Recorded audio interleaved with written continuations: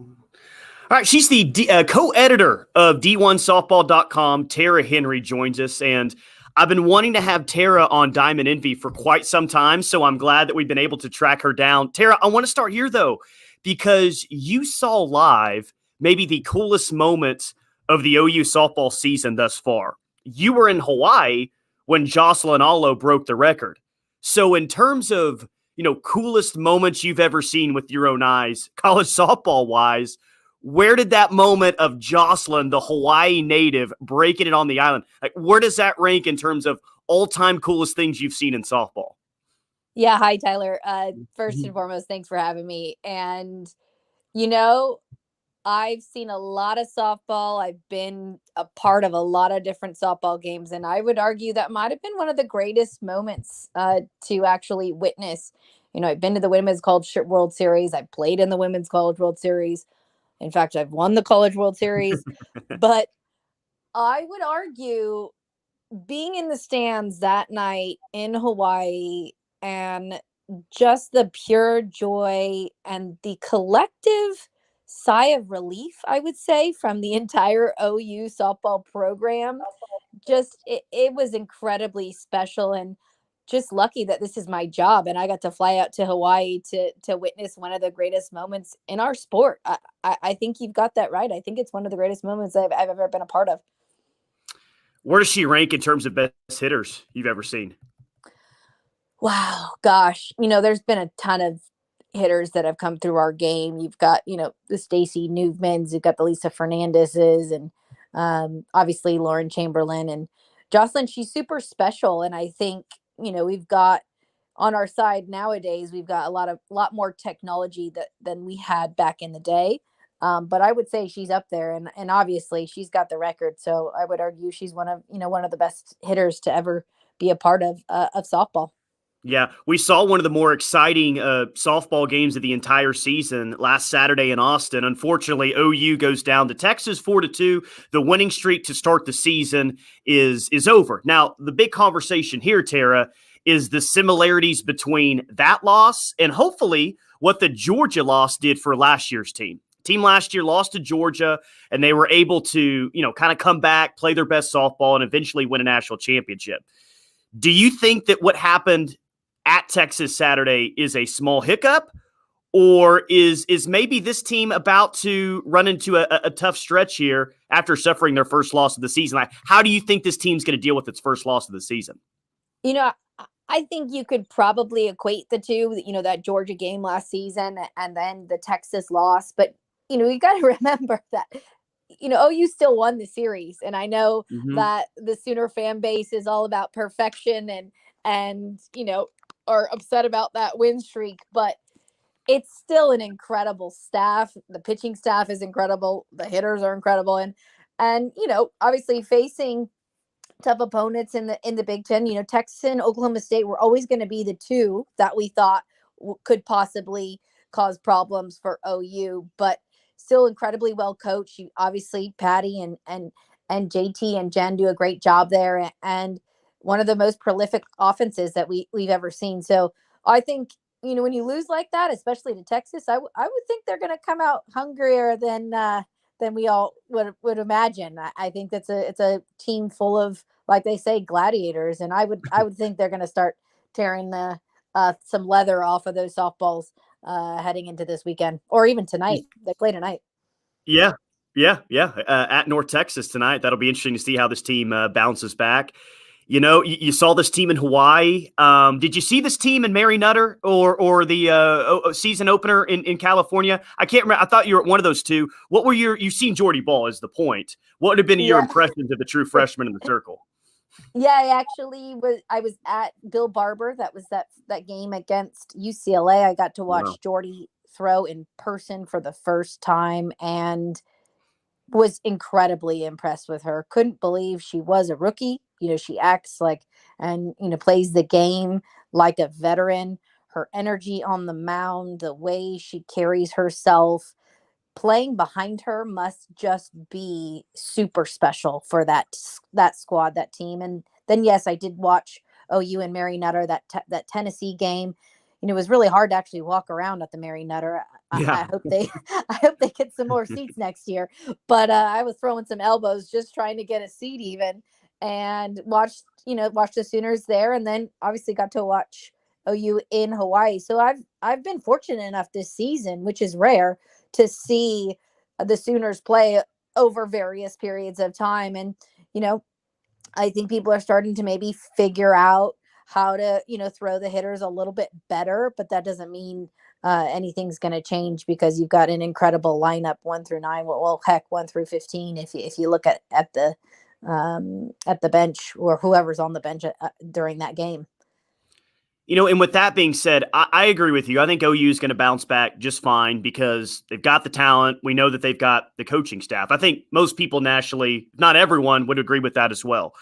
But with that, is there an area that maybe concerns you with OU? Not in terms of, finishing strong in Big 12 play, but when it comes to winning another national championship this year, is there an area to where you say, all right, this team's really good, but I'm a little curious to see how this fares in Oklahoma City if they make it that far? I think the biggest question mark heading into 2022 was the pitching staff, because, you only had returning Nicole May, and we didn't really know what Jordy was going to be. We really didn't know how Hope was going to transition from a mid-major to a Power 5. We assumed she was going to do quite well because she had thrown really well against Power 5s. But, the pitching staff was a bit an issue. But after seeing Haley Dolcini kind of carve up the offense in her 2 games thrown against OU, I think teams across the nation are going to see that they'll be able to actually hold OU to a couple of runs. With that said, the pitching staff's going to have to do an incredible job limiting runs scored, and that's going to be a Jordy Ball. She's an incredible competitor in the circle, but she got hit. She got hit this past weekend. So shoring up kind of a couple things on both sides. But again, when you're striving for perfection, Yeah. I know the Sooner fan base loves to win. I'm not concerned about the Sooners heading to OKC, and I wouldn't be surprised to see that squad in the finals again this year. It's easy to get spoiled, Tara. I mean, it really is. I mean, when they're racking off titles like this, the longest winning streak to start the season, Jocelyn Allo, the home run queen, takes over for Lauren Chamberlain. Like it's really easy to get spoiled. And there was a sense of invincibility, I think, by this fan base. That's why it was such a shock that, they lost the game on Saturday to Texas. Even though Texas is a really good softball team, they had the biggest crowd ever at McCombs Field. But when OU's at their best, because there is that sense of invincibility here, is there a gap between OU and everyone else in the country this year when they're playing their best? Or do OU fans really got to face that Montana Fountain, Alabama is right on your heels? A surprise team like Virginia Tech is right on your heels. UCLA is UCLA, and they're always going to be there. Is there a gap between OU and everyone else? Or there's like 3 or 4 teams there at the top that can easily win it all? Yeah, I think we're looking at, top 5, top 8 that potentially have a shot. It's the gap that maybe we saw last year. I don't think it's as big as it is this year. I think, you like you said, you've got Alabama. To be honest, Montana Fountain, Lexi Kilfoyle, they're starting to actually come into their own in the SEC. I mean, I don't have the exact stat, but the ERA in the SEC is the lowest, is absolutely insane. I think it's like 2 or 3. I don't even know what it is. But, you got Virginia Tech, Keely Richard, and Emma Lemley. If Emma Lemley can limit the illegal pitches, there's a 2-headed monster there for the Hokies. Florida State is Florida State. They managed to get it done. They tend to play to their opponent. So in big games, they play big.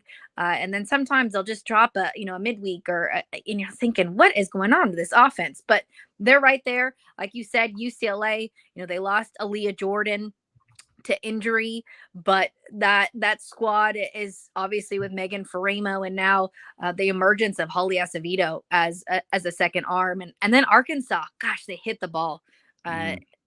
That's going to be a tough squad to hold at bay. So to answer your question, I don't think the gap is as big as we once thought it was, and I think that loss to Texas is allowed the door to kind of per se be just cracked open a little bit. I wouldn't say it's swung open, but I think cracked open a little bit.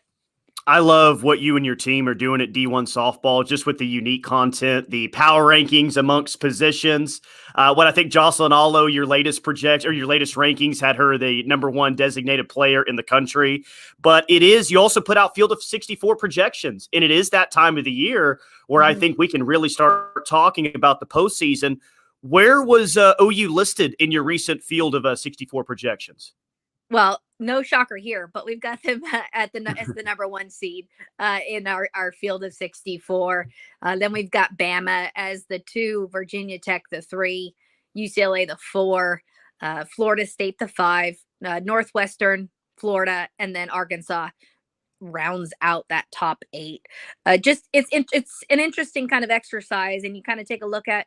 We're really looking about what we think the committee is going to do come selection Sunday, and we take into account the nitty gritty. I don't know if you're familiar with the nitty gritty that the CAA puts out, and then there's a field of 32 automatic qualifiers, and then we go to the at large. So it's a great exercise. Our resident bracketologist Brady Vernon, he does a great job. We all jump on the call and have a chat about it, and it's just fun to do. But we've got OU. They're sitting at that one spot. I don't think a loss to a ranked squad is gonna bump you down at all. Remember, you won the series. I feel like I should be reminding your fans that you won the series. Hey, that's how I started off the Tuesdays podcast. It's like, hey, OU won the series. I know it didn't feel like it, and I know Texas celebrated like they won the Natty, but there's no shame going on the road again. Biggest crowd ever, and you won 2 out of 3, and one of those was via run rule. So, yeah, I mean, you got to put things in perspective a little bit because you tend to get spoiled. I mean, there's no doubt about it. Last question I have for you, and it's a little bit off the grid when it comes to OU softball. But living in Oklahoma City, I mean, this event has just grown and grown and grown so much every single year. They've really put a lot of money in the facility. Has as much money as they put into Hall of Fame Stadium, can we accurately say that event is going to be in OKC for the long haul? Or do you think as, maybe the power shifts in the sport more towards the Southeast and the SEC, is there a day maybe where we can see Oklahoma City not housing, the final tournament of the year? I would like to say yes, but I believe I can't remember what the contract extension that was just signed with USA Softball. So the World Series is going to be there for the next foreseeable future. But, it would be interesting to get it into a larger field. I mean, we're almost busting at the seams right now with sellout crowds there. And there is the argument that OU has home field advantage. Mm-hmm. People have to remember that OU still has to get to the Women's College World Series to have that advantage. And yes, I've been a part of a tiny little blue square at one point when the UCLA Bruins were playing with OU fans all around. And you know what? At the end of the day, I think if we can put people in the seats and enjoy the great game of softball, that's the number one priority. But I think it's going to be an OKC for some good time here, but I wouldn't mind seeing it, travel around the country or, be in a larger stadium or in a minor league stadium, in a major league baseball stadium, something to that, size. But it's always a great atmosphere there. And I always love going to Oklahoma City. It's pretty special. Yeah, it is. She's the co-editor of D1 Softball, Tara Henry. I cannot endorse D1 Softball enough. I think they do an incredible job. Tara, thank you so much for giving us some time, and we'll see you in Oklahoma City coming up here in a few weeks. Sounds great. Thanks so much for having me, Tyler, and hope everybody has a great week, and Boomer Sooner, huh? Yeah. Well, as long as they win, Tara, all right? Everybody's got to calm down here. Hopefully they beat North Texas and everyone calms down. But yes, thanks again. Thanks, Tyler.